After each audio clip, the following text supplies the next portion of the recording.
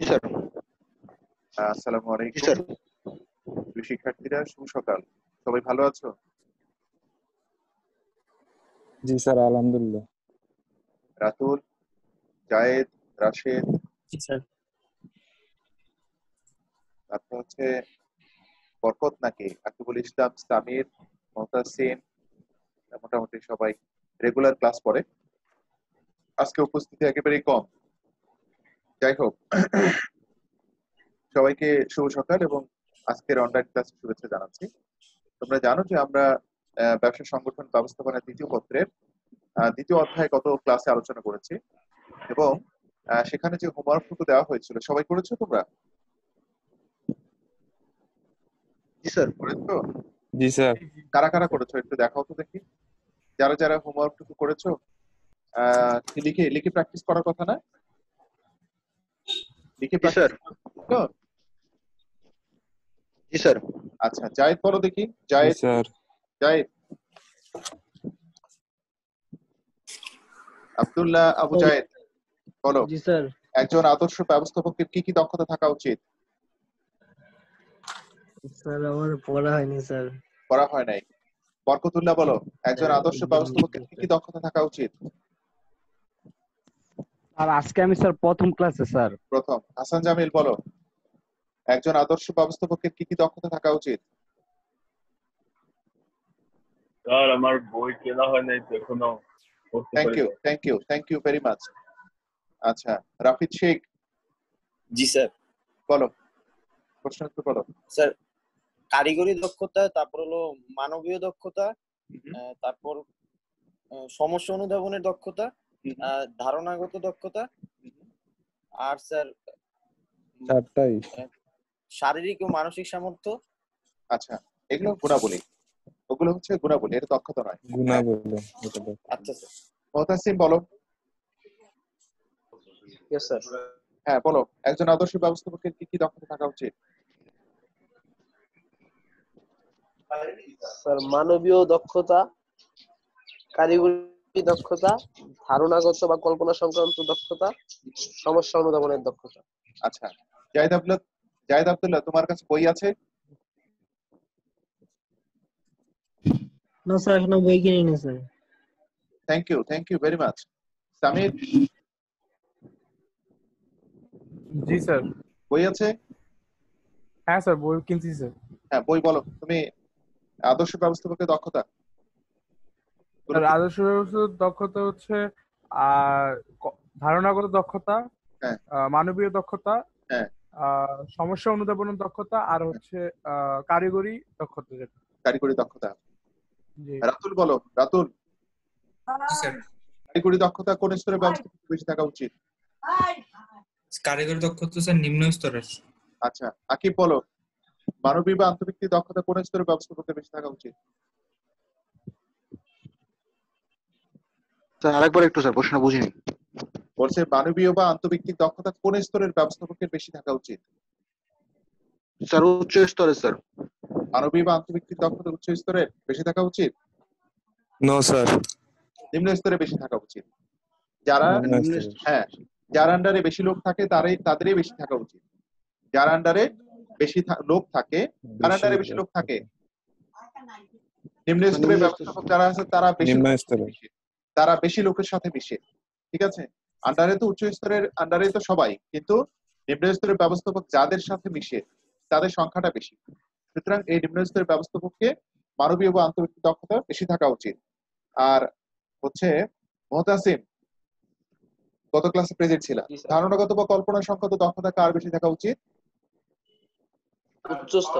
উচ্চ স্তর। আর হচ্ছে আকিবুল ইসলাম, সমস্যা অনুধাবনের দক্ষতা কার বেশি থাকা উচিত?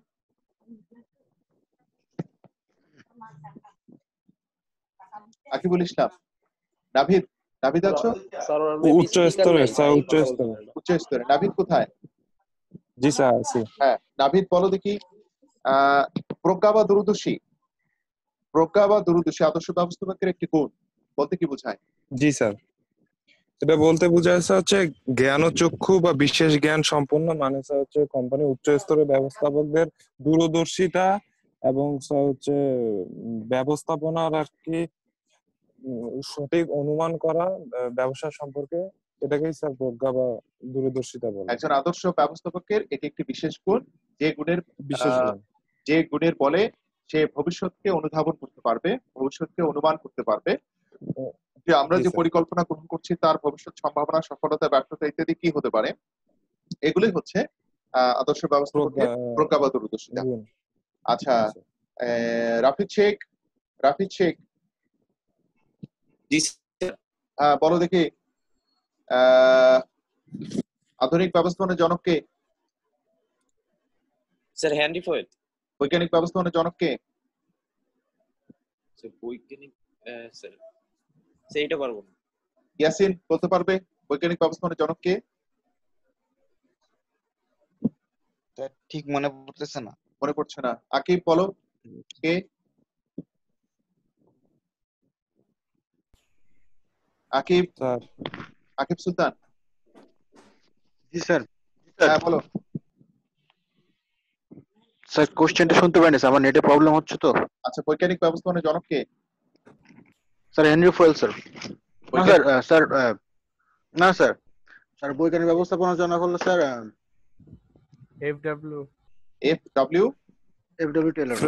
Friedrich Winslow Taylor. হ্যাঁ, ফ্রেডরিক উইনস্লো টেইলর। হ্যাঁ টেইলর।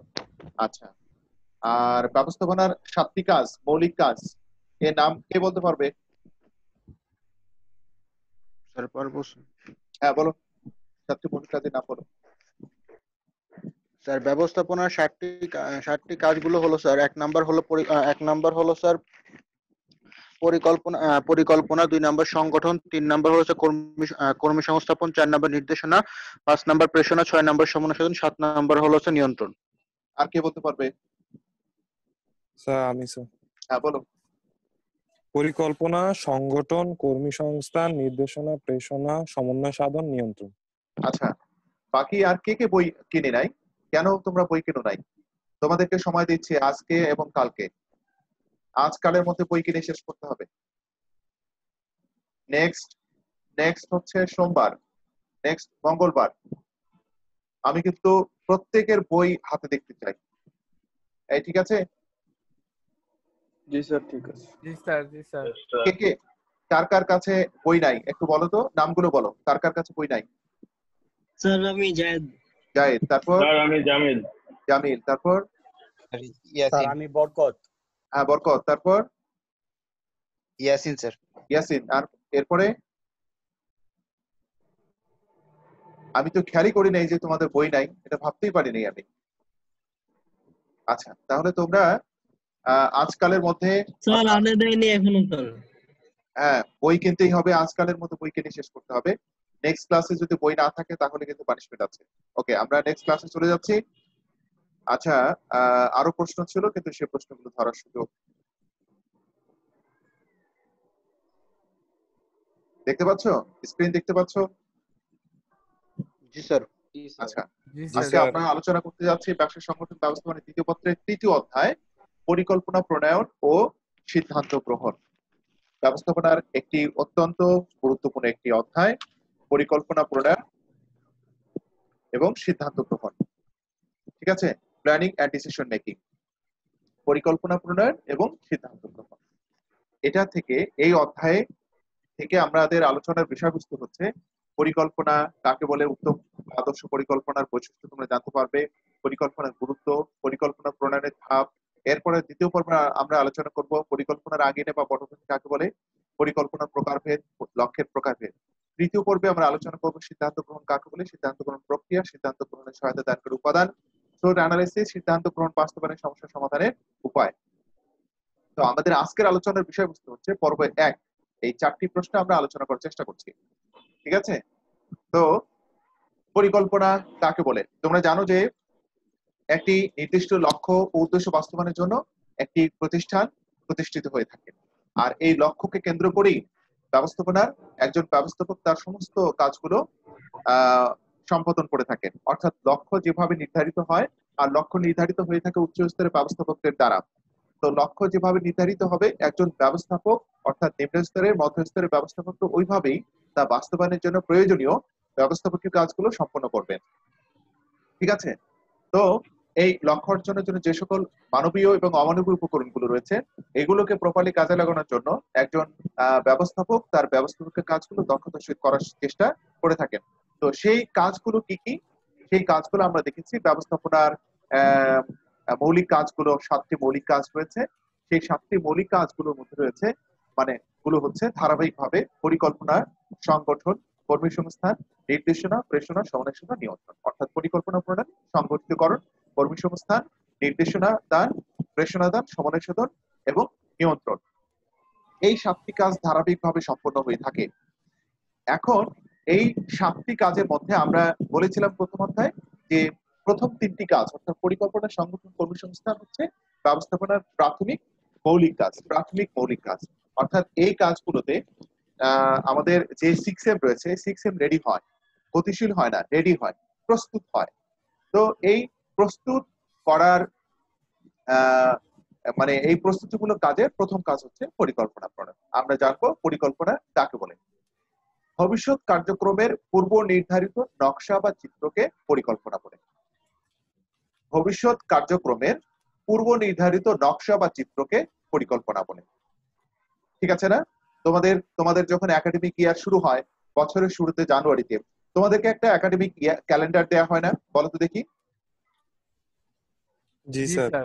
সেই ক্যালেন্ডারে কি শুধু একটা আমাদের মানে একটা দিন পঞ্জিকাই থাকে, নাকি এখানে আমাদের কোন দিন স্পোর্টস হবে, কোন দিন ক্লাস টেস্ট হবে, কোন দিন কলেজ বন্ধ থাকবে, কতদিন ক্লাস চলবে ইত্যাদি বিষয় উপস্থাপন থাকে কি থাকে না? বলো তো দেখি। জি স্যার, থাকে স্যার। এটা বছরের শুরু হওয়ার আগেই নির্ধারণ করা হয় যে আমরা 2020 সালে ক্যালেন্ডার নির্ধারণ করব, 21 সালের ক্যালেন্ডার। 21 সালে কখন কি কাজ হবে, কখন কোন কাজ কোথায় কার দ্বারা কতটুকু সম্পূর্ণ হবে তা আমরা 2020 সালে যে ক্যালেন্ডার নির্ধারণ করব সেটা তোমাদের হাতে জানুয়ারিতে উপস্থাপন করে দেওয়া হয়।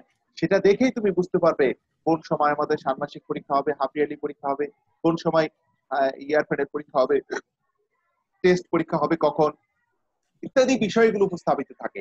এই যে উপস্থাপন করা এটা হচ্ছে ভবিষ্যতের একটি চিত্র, আর এই চিত্রটাই হচ্ছে একটা পরিকল্পনা। তো এটি ব্যবস্থাপনা প্রক্রিয়ার প্রথম ও প্রধান কাজ। কোনটা বলো তো দেখি? কোনটা? পরিকল্পনা প্রণয়ন। রাইট। পরিকল্পনা হচ্ছে ব্যবস্থাপনা প্রক্রিয়ার প্রথম ও প্রধান কাজ। ব্যবস্থাপনা একটি প্রক্রিয়া মানে ধারাবাহিক কাজ। তাহলে ধারাবাহিক কাজগুলো কি কি? পরিকল্পনা প্রণয়ন, সংগঠিতকরণ, কর্মসংস্থান, নির্দেশন, সমন্বয় সাথে নিয়ন্ত্রণ। একটার পর আরেকটা সম্পন্ন হবে, কোনটা ব্রেক করে আরেকটা সম্পন্ন হবে না। এটি এই জন্য বলা হচ্ছে যে প্রথম এবং প্রধান কাজ। কেন প্রধান বলছে? এটি ব্যবস্থাপনার অন্যান্য কাজের ভিত্তি স্বরূপ। অর্থাৎ পরিকল্পনার উপর ভিত্তি করে সংগঠন, কর্মী সংস্থান, নির্দেশনা, প্রেষণা, সমন্বয় সাথে নিয়ন্ত্রণ এই কাজগুলো সম্পন্ন হয়ে থাকে। পরিকল্পনায় যেভাবে বলা থাকবে ওইভাবে সংগঠন হবে, ওইভাবে কর্মী সংস্থান হবে। পরিকল্পনায় যদি বলা থাকে যে হ্যাঁ 50টা মেশিন চালানোর জন্য 50 জন লোক লাগবে, অথবা যদি বলা থাকে 50টি মেশিন পরিচালনা করার জন্য 100 জন লোক লাগবে, তাহলে যেভাবে পরিকল্পনায় বলা থাকবে কর্মী সংস্থানে গিয়ে 50 জন নিবে নাকি একজন 100 জন নিবে, পরিকল্পনায় যেভাবে বলা থাকবে ওইভাবেই ওরা নিবে। এই জন্য বলা হচ্ছে যে এই পরিকল্পনা হচ্ছে অন্যান্য কাজের ভিত্তি স্বরূপ। অন্যান্য কাজ কিভাবে সম্পন্ন হবে তা পরিকল্পনায় বলা থাকবে। তাই কোনো কাজ শুরু করার আগে ভালোভাবে চিন্তা ভাবনা করে কাজ শুরু করতে হয়। কি ঠিক কিনা বলো তো দেখি? জি স্যার। যেমন তোমার 50টা মেশিন পরিচালনা করার জন্য অথবা 100 পেন উৎপাদন করার জন্য 10 জন লোক লাগবে। এখন ওখানে পরিকল্পনায় বলা হলো 8 জন লোক অথবা 15 জন লোক। 8 জন লোক নিলে যেমন আমরা কাজটা সঠিক সময় শেষ করতে পারবো না, আবার 10 জনের বেশি লোক যে 5 জন এটা দরকার ছিল না আমাদের। তাহলে আলটিমেটলি বাকি 5 জন লোককে বসে বসে আমাদের বেতন দিতে হবে। সেটা কি প্রতিষ্ঠানের জন্য ভালো না খারাপ?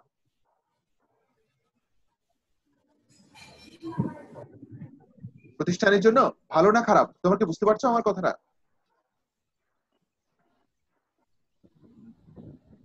জি স্যার, বুঝতে পারছি, বাট হ্যাঁ এটা খারাপ স্যার।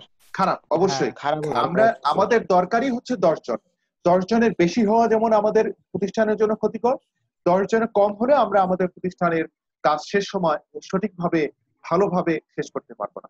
এই জন্য পরিকল্পনার কাজটি আমরা ভবিষ্যতে কিভাবে করা হবে তা আগে ভালোভাবে চিন্তা ভাবনা করে কাজ শুরু করতে হবে। তাহলে আমরা আলটিমেটলি পরিকল্পনা কাকে বলে বলতে পারি? ভবিষ্যতে কোনো একটি কাজ কখন কোথায় কিভাবে কার দ্বারা কতটুকু সম্পন্ন হবে এ সম্পর্কে আগাম চিন্তা ভাবনা করে করণীয় ঠিক করাকেই পরিকল্পনা বলে। ঠিক আছে? তো ভবিষ্যতে কোন একটি কাজ কখন কোথায় কিভাবে কার দ্বারা কতটুকু সম্পন্ন হবে তা আগেই ঠিক করার নাম হচ্ছে পরিকল্পনা। ঠিক আছে? বুঝতে পারছো? এটুকু বুঝতে পারছো? Yes sir. কারো কোনো প্রশ্ন আছে এই জায়গায় পরিকল্পনা কাকে বলে? মোতাসিব, জি স্যার। বরকত, বুঝতে পারছো? জি স্যার। রাইট, আচ্ছা গুড। না বুঝতে পারলে বলবে, অবশ্যই বারবার বলবো, যেহেতু এই অধ্যায় অত্যন্ত গুরুত্বপূর্ণ। তাহলে এখন আমরা জানবো যে ভবিষ্যতের কোন একটি কাজ কখন কোথায় কিভাবে কার দ্বারা সম্পন্ন হবে তার পূর্ব নির্ধারিত একটি নকশা বা চিত্রই হচ্ছে আমাদের পরিকল্পনা। তাহলে এই নকশাযুক্ত পরিকল্পনাটি বলছে যে উত্তম পরিকল্পনা ভেবে চিন্তে করতে হবে। তো এই উত্তম পরিকল্পনার কিছু বৈশিষ্ট্য থাকতে হবে। সেই বৈশিষ্ট্যগুলো হচ্ছে, প্রথম বৈশিষ্ট্য হচ্ছে সুস্পষ্ট উদ্দেশ্য।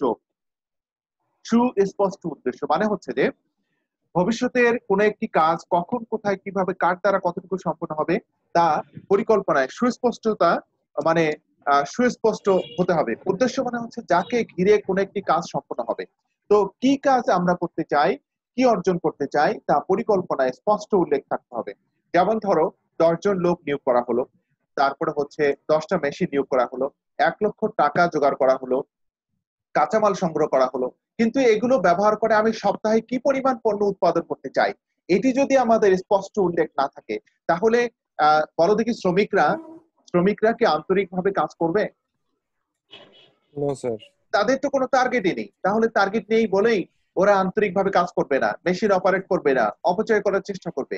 তার মানে আমরা কি অর্জন করতে চাই সেটি সুস্পষ্ট ব্যাখ্যা থাকতে হবে। বাস্তবমুখিতা মানে হচ্ছে যে সবার কাছে গ্রহণযোগ্য হতে হবে। তোমরা জানো যে হচ্ছে পরিকল্পনা অবশ্যই বাস্তবমুখী হতে হয়। বাস্তবমুখিতা বলতে ভবিষ্যৎ অবস্থা বিবেচনায় পরিকল্পনা বাস্তবায়নযোগ্য হতে হবে। তুমি ভবিষ্যতে এমন একটি পরিকল্পনা গ্রহণ করলে যেই পরিকল্পনা বাস্তবায়নযোগ্য নয়, কি ঠিক আছে না? তোমাকে বাস্তবায়নযোগ্য ভবিষ্যতের পরিবেশ পরিস্থিতি কেমন হবে, তার আলোকে তুমি কি অর্জন করতে পারবে এই সংক্রান্ত সঠিক যে যদি মানে সঠিকতা এবং বাস্তবায়নযোগ্য যদি না হয় তাহলে আলটিমেটলি তোমার এই পরিকল্পনাকে উত্তম পরিকল্পনা বলা যাবে না। দেখো, এমন একটি পরিকল্পনা গ্রহণ করা হলো যেই পরিকল্পনা সবার মানে অনেকের মধ্যে একটি আশা সৃষ্টি করবে কিন্তু বাস্তবায়নযোগ্য নয়। তো বাস্তবায়নযোগ্য নয় সেটি হঠাৎ করে প্রাথমিকভাবে আশার সঞ্চার করলেও ভবিষ্যতে এটি হতাশা তৈরি করবে। তারপরে হচ্ছে গ্রহণযোগ্যতা বা পালনযোগ্যতা। তোমরা জানো ব্যবস্থাপকরা পরিকল্পনা তৈরি করে, এই পরিকল্পনা বাস্তবায়ন করে অধস্তন শ্রমিক কর্মচারীদের দ্বারা। তো যাদেরকে দিয়ে আমরা বাস্তবায়ন করব, যে সকল শ্রমিক কর্মচারীদেরকে দিয়ে আমরা বাস্তবায়ন করব, এরা যদি এই পরিকল্পনাটাকে যদি গ্রহণ না করে, গ্রহণযোগ্য তাদের কাছে না হয়, তাহলে এই পরিকল্পনা তাদেরকে দিয়ে বাস্তবায়ন করা সম্ভব হবে না। কি বুঝতে পারছো? ঠিক আছে? তো কাদেরকে দিয়ে পরিকল্পনা বাস্তবায়ন করা হয় বলো তো দেখি? কাদেরকে দিয়ে? উচ্চ স্তরের ব্যবস্থাপক। না, কাদেরকে দিয়ে বাস্তবায়ন করে? শ্রমিকদের দিয়ে স্যার। রাইট।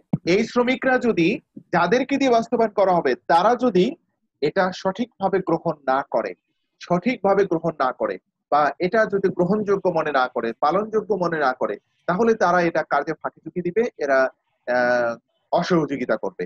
কি ঠিক আছে? তো এরপরে সঠিক পথ নির্দেশনা মানে হচ্ছে যে আমরা উত্তম পরিকল্পনার বৈশিষ্ট্য বলছি যে পরিকল্পনা হচ্ছে ভবিষ্যতের একটা আয়না, যে কখন কোথায় কিভাবে কার দ্বারা কতটুকু সম্পন্ন হবে, কে কোন কাজ করবে।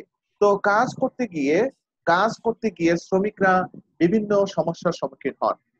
আবার এই সমস্যা হলে তারা কিভাবে সমাধান করবেন তার সঠিক পথ নির্দেশনা যদি পরিকল্পনার মধ্যে উল্লেখ না থাকে তাহলে আমরা সেটাকে উত্তম বা আদর্শ পরিকল্পনা বলবো না। এই জন্য বলা হচ্ছে যে বাস্তবায়ন প্রক্রিয়া শুরু থেকে শেষ পর্যন্ত করণীয় বিষয়ে পরিকল্পনা থেকে যেন নির্দেশনা পাওয়ার সম্ভব হয় তা নিশ্চিত করাকেই বলা হয় পরিকল্পনার সঠিক পথ নির্দেশনা। অর্থাৎ একজন শ্রমিক কর্মচারী পরিকল্পনা বাস্তবায়ন করতে গিয়ে কি করবে, কোথায় করবে, কতটুকু করবে, কার দ্বারা কতটুকু সম্পন্ন হবে, এই সমস্যা হলে কার কাছে জবাবদিহি করবে বা কার কাছে সমাধান নিবে, এর সঠিক এর সব সমস্ত কিছুর গাইডলাইন আমাদের এই পরিকল্পনায় থাকতে হবে। এরপর হচ্ছে সমন্বয় ও যোগসূত্র। সমন্বয় ও যোগসূত্র তোমরা জানো যে ধরে নাও যে আমি একটু সংজ্ঞাটা বলি যে বিভিন্ন পর্যায়ে গৃহীত পরিকল্পনাকে মূল লক্ষ্যের আলোকে এক সূত্রে সংযুক্ত করার কাজই হলো পরিকল্পনার সমন্বয় ও যোগসূত্র। তোমরা জানো যে প্রতিষ্ঠানের উচ্চ স্তরের ব্যবস্থাপক যারা রয়েছে তারা কিন্তু প্রতিষ্ঠানের জন্য লক্ষ্য নির্ধারণ করে থাকেন, তো এই লক্ষ্য হচ্ছে যেমন ধরো যে 10% বিক্রয় বাড়াতে হবে, 10% বিক্রয় বাড়াতে হবে। তাহলে 10% বিক্রয় বাড়াতে চাইলে 10% উৎপাদন বৃদ্ধি করতে হবে, 10% উৎপাদন বৃদ্ধি করতে চাইলে 10% বেশি কাঁচামাল ক্রয় করতে হবে, 10% বেশি কাঁচামাল ক্রয় করে উৎপাদন করতে হলে 10% বেশি শ্রমিক কর্মচারী নিয়োগ দিতে হবে। তাহলে আলটিমেটলি প্রত্যেকটি বিভাগ তার বিভাগীয় পরিকল্পনাগুলো গ্রহণ করবে ওই 10% বিক্রয় বৃদ্ধি করার জন্য। আলটিমেটলি ওই 10% বিক্রয়ের সাথে বৃদ্ধির সাথে এই প্রত্যেকটি বিভাগের বিভাগীয় পরিকল্পনার একটা সংযুক্ত করার নামই হচ্ছে সমন্বয় ও যোগসূত্র। কি ঠিক আছে তো? বুঝতে পারছো? জি স্যার। আচ্ছা ইয়েস স্যার। হ্যাঁ, আমি প্রশ্ন করার সুযোগ দিব। এরপর আসলে দেখি নমনীয়তা, ফ্লেক্সিবিলিটি। নমনীয়তা মানে হচ্ছে পরিবেশ পরিস্থিতির সাথে খাপ খাওয়ানোর জন্য প্রয়োজনে পরিবর্তন করার সুযোগকেই বলা হয় নমনীয়তা। আমি আবার বলি, পরিবেশ পরিস্থিতির সাথে খাপ খাওয়ানোর জন্য প্রয়োজনে পরিবর্তন রাখার সুযোগকে বলা হয় নমনীয়তা। যেমন ধরো যে তুমি পরিকল্পনা গ্রহণ করলে যে আগামী কালকে তুমি বাসে করে বাড়িতে যাবে, তার জন্য কি করলে, ব্যাগেজ যা আছে সবগুলো গুছিয়ে নিলে, বাসের টিকিট করলে।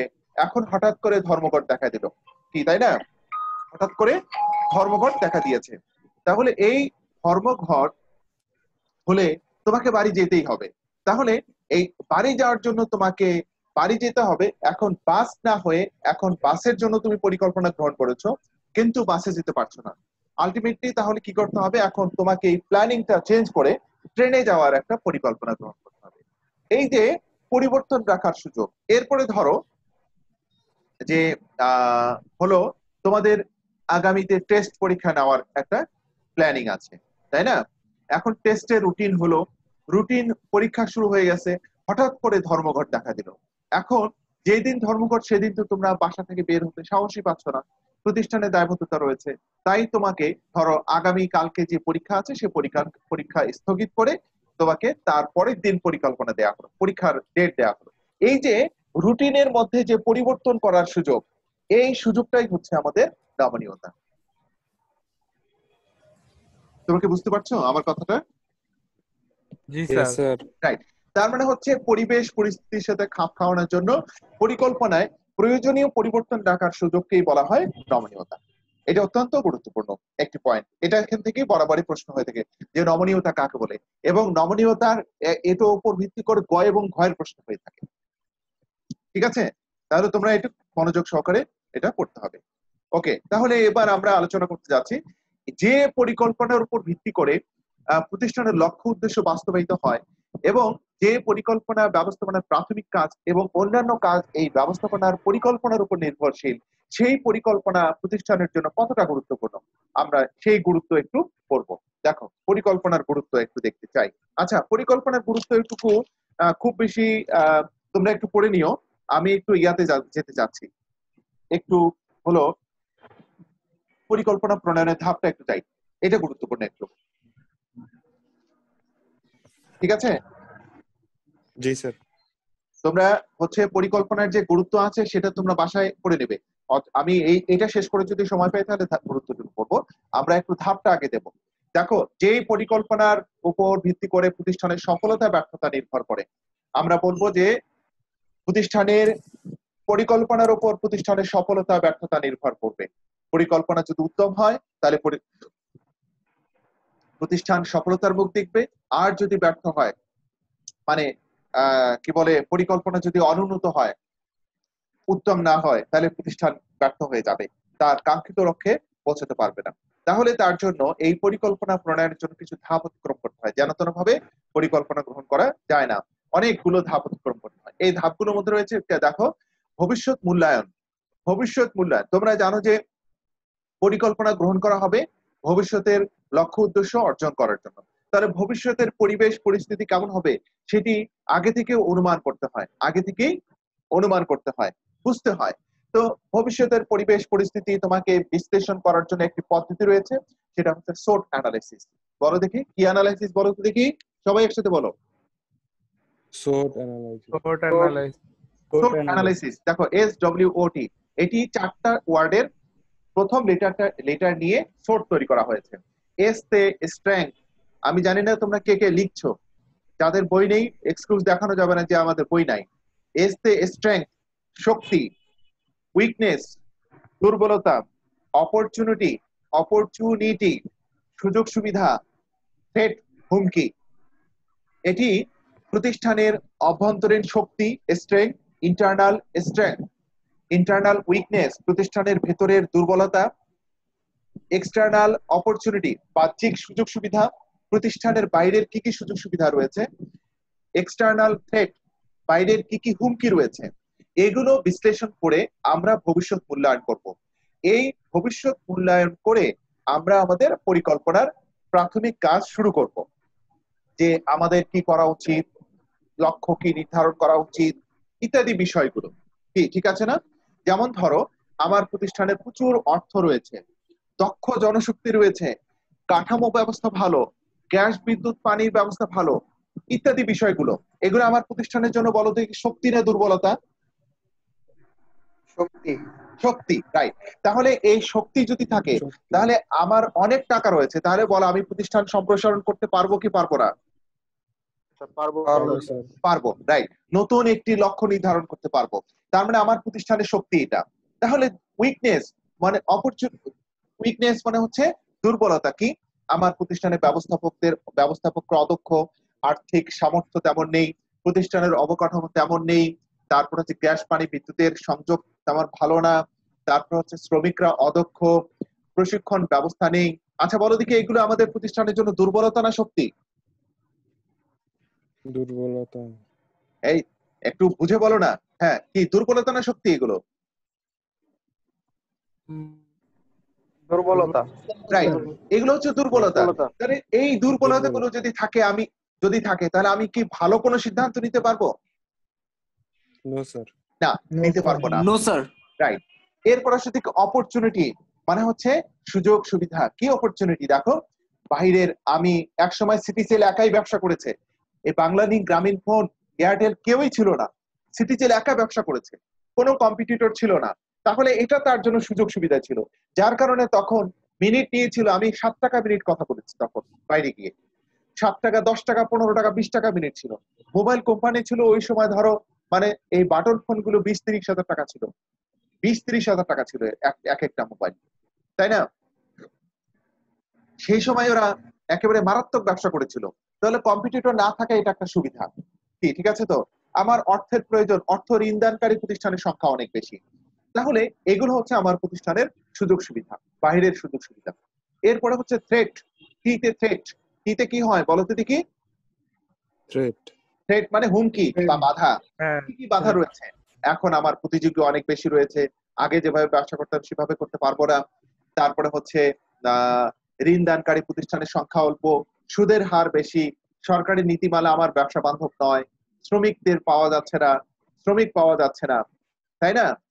হরতাল, ধর্মঘট, এগুলো বলো দেখি প্রতিষ্ঠানের জন্য বাধা নাকি সহযোগিতা? বাধা স্যার। রাইট। এই বাধাগুলো আমাকে বিশ্লেষণ করে ভবিষ্যৎ মূল্যায়ন করতে হবে। এরপর আসলে লক্ষ্য নির্ধারণ করবে। ভবিষ্যৎ পরিবেশ পরিস্থিতি, অভ্যন্তরীণ শক্তি, দুর্বলতা, বাহ্যিক সুযোগ এবং হুমকি বিবেচনা করে আমার প্রতিষ্ঠানের লক্ষ্য নির্ধারণ করতে হবে। লক্ষ্য হচ্ছে পরিকল্পনার অভিপ্রেত ফল, যাকে ঘিরে প্রতিষ্ঠানের সমস্ত কার্যক্রম পরিচালিত হয়ে থাকে। লক্ষ্য হচ্ছে পরিকল্পনার অভিপ্রেত ফল, যাকে ঘিরে প্রতিষ্ঠানের সমস্ত কার্যক্রম পরিচালিত হয়ে থাকে। যেমন তোমার লক্ষ্য হচ্ছে আমাকে A+ পেতেই হবে, তাই না? বলো তো দেখি, তোমার এটাই লক্ষ্য নাকি সি গ্রেড পাওয়া লক্ষ্য? এই আকিব, তোমার লক্ষ্য কি? সিগারেটটা এ প্লাস, হ্যাঁ এ প্লাস তোমার লক্ষ্য। তাহলে এ প্লাস অর্জন করার জন্য তুমি দিনরাত পরিশ্রম করছো। আবার ধরো তুমি এইচএসসি পরীক্ষা রেজাল্ট হয়ে গেল, তুমি 4 পয়েন্ট পেয়েছো, এরপরে তুমি কোচিং শুরু করলে, কোচিং এ দিনরাত পড়াশোনা শুরু করলে, কারণ কি? তো আমাকে ঢাকা ইউনিভার্সিটিতে ভর্তি হতেই হবে। তাহলে ঢাকা ইউনিভার্সিটিতে ভর্তি হওয়াটাই তোমার লক্ষ্য। তাহলে তোমার এই লক্ষ্য অর্জন করার জন্য তুমি দিনরাত পরিশ্রম করছো, তার মানে হচ্ছে কাজ করছো। কি ঠিক আছে তো? এখন আসলে কি লক্ষ্য ধরে নাও যে একটি প্রতিষ্ঠানের লক্ষ্য হচ্ছে ধরো 10% বিক্রয় বৃদ্ধি করা, এটাই হচ্ছে আমার প্রতিষ্ঠানের লক্ষ্য। বিকল্প স্থিরকরণ। এখন এই লক্ষ্য অর্জন করার জন্য কি যে সম্ভাব্য যে সকল বিকল্প উপায়ে আমরা লক্ষ্য অর্জন করতে পারবো সেগুলো নির্ধারণ করার নামই হচ্ছে বিকল্প স্থিরকরণ। তাহলে বলো তো দেখি বিক্রয় বৃদ্ধি করার উপায়গুলো কি? আমি বিজ্ঞাপন বাড়াবো, অথবা আমি একটার সাথে আরেকটা ফ্রি দিব, তাই না? 3টি কিনলে 1টি ফ্রি। বলো বিক্রয় বাড়বে না কমবে? মূল্য কমানো। হ্যাঁ না, বিক্রয় বাড়বে না কমবে? 3টি কিনলে 1টি ফ্রি বাড়বে। তারপরে বিজ্ঞাপন দিলে বিক্রয় বাড়বে না কমবে? বাড়বে স্যার। তাহলে 2টা বিকল্প পেয়েছি। আরেকটা হচ্ছে মূল্য হ্রাস করা। 1 টাকা ছাড়, মূল্য হ্রাস করা, 1 টাকা ছাড় বা 2 টাকা ছাড়, 5 টাকা ছাড়। বলো এভাবে মূল্য বৃদ্ধি মানে বিক্রয় বৃদ্ধি পাবে কি পাবে না? বৃদ্ধি পাবে। পাবে। এই বিকল্পগুলো স্থির করা। এরপরে আসছে বিকল্প সমূহ মূল্যায়ন। এখন লক্ষ্য অর্জন করার জন্য প্রতিষ্ঠানের শক্তি সামর্থ্য ইত্যাদি বিষয় বিবেচনা করে কোন বিকল্পটি প্রতিষ্ঠানের জন্য কল্যাণকর এবং অল্প সময় অল্প খরচে আমি আমার লক্ষ্য অর্জন করতে পারবো, সেটার জন্য আমাকে প্রত্যেকটি বিকল্প মূল্যায়ন করতে হবে। অর্থাৎ দেখতে হবে 3টি কিনলে 1টি ফ্রিতে আমার কত বিক্রয় হবে, কত প্রফিট হবে, কত ব্যয় হবে। এরপরে ধরো বিজ্ঞাপন যদি দেয়, বিজ্ঞাপন বাবদ কত টাকা খরচ হবে, বিক্রয় কত বৃদ্ধি পাবে। এরপরে যদি আমি ডিসকাউন্ট দিই, তাহলে ডিসকাউন্ট দিলে আমার বিক্রয় কত বৃদ্ধি পাবে এবং কত টাকা খরচ হবে, ইত্যাদি বিষয়গুলো মূল্যায়ন করতে হবে। এরপরে সর্বোত্তম বিকল্প গ্রহণ। এখন দেখো 3-4টা বিকল্প আমরা মূল্যায়ন করলাম, এর মধ্যে থেকে সবচেয়ে কম ব্যয়যুক্ত যেটি আর যেটা প্রতিষ্ঠানের জন্য কল্যাণকর, সেই বিকল্পটি গ্রহণ করার নামই হচ্ছে উত্তম বিকল্প। এরপরে হচ্ছে সহায়ক পরিকল্পনা প্রণয়ন। অর্থাৎ মূল পরিকল্পনা বাস্তবায়ন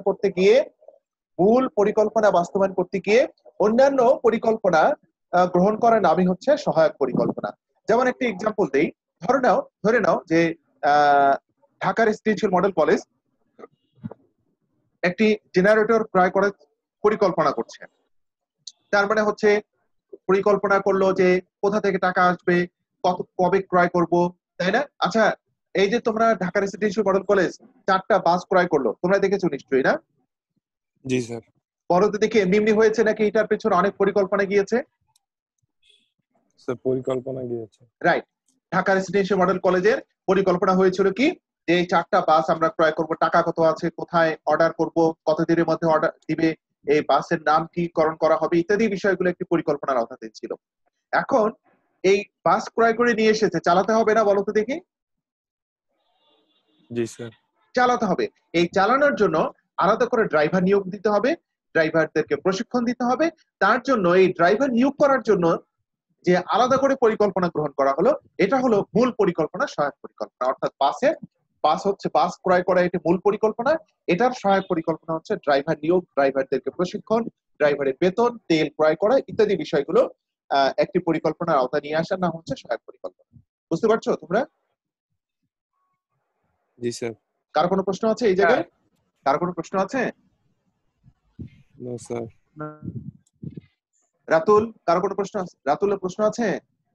না স্যার। জায়েদ, সাকলাইন? না স্যার, নেই স্যার। নেই। ইয়াসিন? না স্যার, নাই স্যার। নেই। তাহলে আমরা দেখো আমরা আলোচনা করলাম, এবার বাড়ির কাজ দেখো। তোমরা অবশ্যই এগুলো একটু লিখতে হবে। লিখো বাবা, যে পরিকল্পনা কাকে বলে এটা লিখতে পারবে? সবাই লিখতে পারবে পরিকল্পনা কাকে বলে?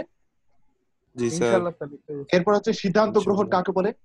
সিদ্ধান্ত গ্রহণ যদি আজকে পড়ানো হয়নি, কিন্তু বইয়ের মধ্যে আছে, সুন্দর করে দেখে নিও। উত্তম পরিকল্পনার কি কি বৈশিষ্ট্য থাকা উচিত, এই বৈশিষ্ট্যগুলোর নাম মুখস্থ থাকতে হবে। যেমন নমনীয়তা একটা অত্যন্ত গুরুত্বপূর্ণ প্রশ্ন, যেখান থেকে প্রশ্ন হয়ে থাকে। সহায়ক পরিকল্পনা বলতে কি বোঝা আমরা একটু আগে আলোচনা করলাম। পরিকল্পনা ব্যবস্থার অন্যান্য কাজের ভিত্তি তোমাকে ব্যাখ্যা করতে হবে। ওই যে বই চ্যাপ্টারের শেষে যে আলোচনা আছে ওখানে উত্তর দেওয়া আছে।